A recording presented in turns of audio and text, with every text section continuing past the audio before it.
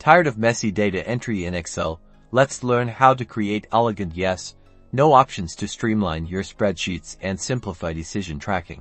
First, we'll use data validation. Select the cell or cells where you want your yes/no option, then navigate to the Data tab on the Excel ribbon and click Data Validation.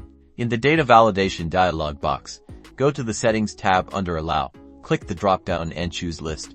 Now, in the source field, carefully type yes/no just like that, with a comma separating them and no spaces. This creates your two options. Click OK.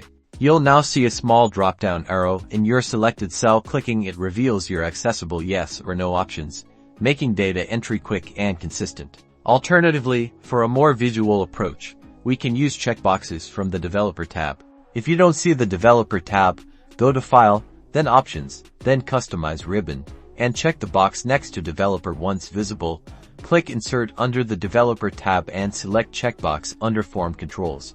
Click and drag on your spreadsheet to place a checkbox. You can then select the checkbox, go to the formula bar, and type yes next to the checkbox text. Repeat this process for a no checkbox. You can then position these checkboxes next to each other in your desired cells. This provides a clear, visual way to indicate a binary choice. Both methods provide efficient ways to input binary data, ensuring accuracy and making your spreadsheets more user-friendly. Experiment with both to see which fits your workflow best.